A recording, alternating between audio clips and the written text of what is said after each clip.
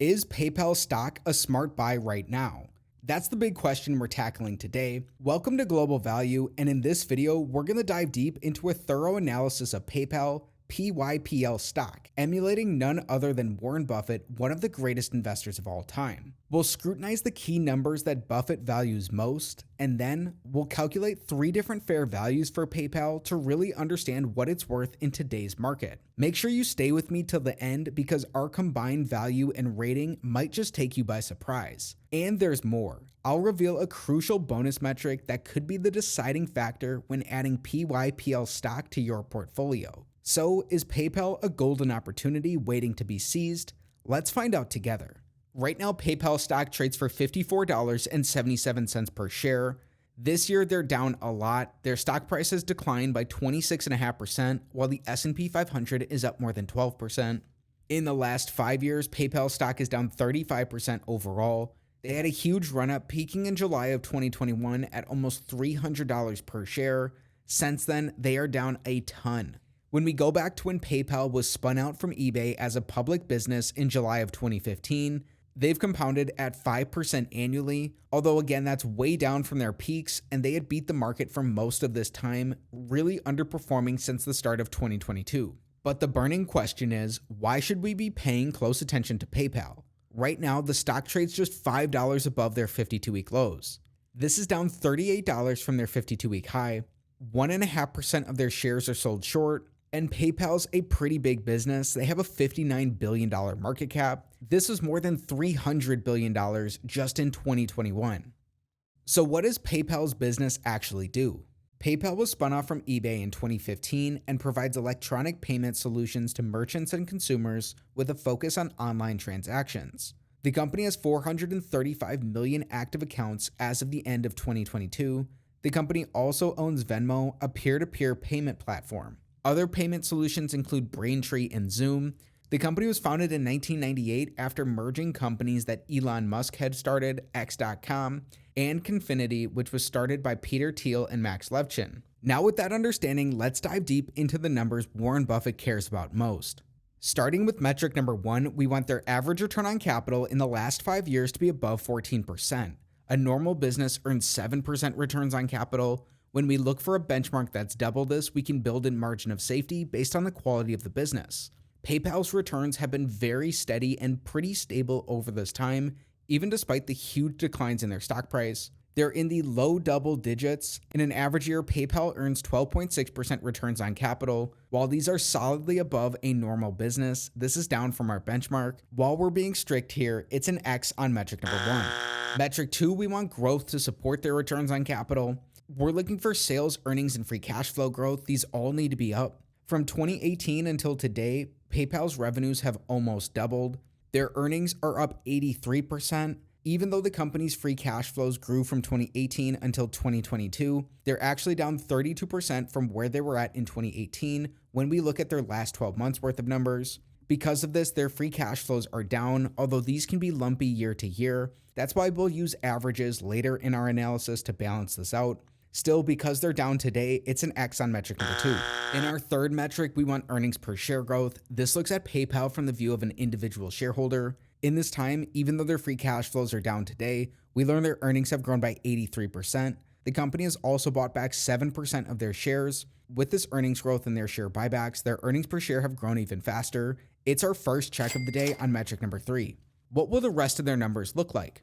Metric number 4, we want to see something similar, but it's based on their free cash flows. We want free cash flow per share growth. Their free cash flows are down by 32%. Even though they bought back 7% of their shares, this doesn't outpace these declines. Their free cash flows per share are down, meaning this is an X on metric number 4. They're one of the worst offenders of big tech companies. PayPal has issued $7.3 billion in stock-based compensation in their last 5 years. This includes over $1 billion in each of the last 4 years. While this may not have been as bad with the company trading at sky-high prices, it's much worse today that they're still issuing the same dollar amount because it dilutes existing shareholders by even more. The company has also bought back shares over this time. The company's bought back a bunch of shares even when they traded at valuations way higher than they're at today. This likely destroyed a ton of value for shareholders, especially in the short to medium term. Long term, it really depends on PayPal's fair value. which we're going to come to at the end of our video. Before we get to that valuation, let's check in on the company's balance sheet. Metric number 5, we want the sum of their free cash flows in their last 5 years to be above their net debt. Net debt is all of their long and short-term debts minus their cash and their short-term investments. In 3 of these 5 years, PayPal actually had a negative net debt position. This means they had cash left over after paying their debts. They had a small amount of debt in 2021 and in 2022. Today, they're back to this negative net debt position. They have $311 million in cash left over. They've also generated positive free cash flows in each of the last 5 years, bringing in $23.4 billion in this time. It's a big check on metric number 5. They look like they're in a strong financial position compared to the debt they use in their business. The big metric of them all, metric number 6, we want their average 5-year free cash flow divided by their enterprise value to give us a yield that's above 5%. This is the first of our valuation methods. It looks at PayPal similar to it being a private company by adding their net debt and their market cap together. Right now, PayPal has nearly a $59 billion enterprise value. In the last 5 years, we learned they brought in $23.4 billion of cash flow. This means they bring in $4.67 billion in an average year. When that's divided by their enterprise value, it gives us a 7.9% average free cash flow yield. That's coming in almost double the 10-year treasury. Today, in their last 12 months, PayPal brought in $3.2 billion of free cash flow. When we divide that by their enterprise value, it gives us a 5.4% current free cash flow yield. These both come in above the 10-year treasury, and they give us the risk premium we wanted. This means on metric number 6, it's a check for PayPal. Don't make a decision yet. You're going to want to see what their other fair values are. Everything we've covered so far is important, but there's something missing that, in my opinion, is the main reason to analyze PayPal stock. This brings us to look at a discounted cash flow model to estimate their fair value per share. A DCF model is based on the predictability of a company's free cash flows. Like any model, its outputs are sensitive to its inputs. We're going to start with an average of their free cash flows in their last 3 years. Then we'll take historical assumptions to grow these into the future. It's up to you to figure out if these will be accurate or not for PayPal, but they've been an extremely predictable business in their past, which makes their fall from grace in their stock price that much more shocking. Let's assume they grow these free cash flows at 8% in each of the next 10 years. Then, in the following decade, we'll assume that these grow at 6% annually. We're also going to add in the company's tangible book value, which gives an estimate of their net worth. If we want a market-beating 15% rate of return, which is what Warren Buffett looks for from his investments, at today's valuation multiples, an estimate of PayPal's fair value per share is around $48. That comes at a time where PayPal is trading at the lowest valuations that they have since being spun off from eBay. They trade at a price to owner earnings of 22 times. And a PE of 16 times, which is lower than the current average in the S&P 500 for a company that's grown quite a bit faster. We'll also look at a guru-focused fair value for PayPal. Right now, this clocks in at $113 per share. This is based on where they trade compared to their past valuations, their predictability, and analyst estimates for the future.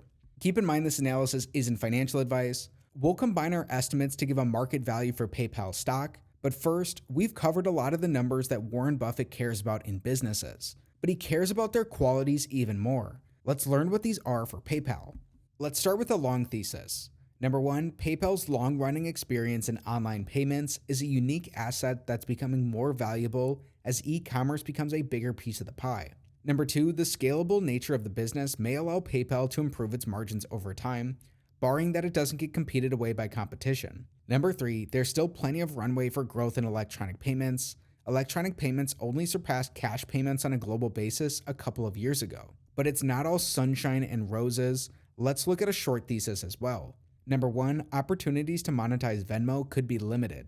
Number 2, Alipay and WeChat provide examples of how governments could favor local players, and this could shut PayPal out of a number of emerging market opportunities. Number 3, the separation between online and point-of-sale transactions is blurring, and PayPal may increasingly come into competition with larger companies in the future. Now let's put this all together as we come to PayPal's market value and give our rating. In analyzing PayPal stock, ticker symbol PYPL, we learned this company goes 3 for 6 on our Select 6 analysis. This comes even as they earn above average returns on capital, and while their average free cash flows look attractive compared to the 10-year treasury, they're still down from where they were at in their past. Our estimates give PayPal a market value of $82. That's $26 above today's stock price. So does Warren Buffett own PayPal? No, but these super investors do. PayPal is a good sized position for Linsell Train, Pat Dorsey, David Rolfe, and Poland Capital Management. When we look at all the factors of our analysis, PayPal looks like an excellent candidate for more research. Dig in and do your homework. If you enjoyed today's PYPL stock analysis, like it, share your comments below, subscribe to the channel for more, and watch this next video.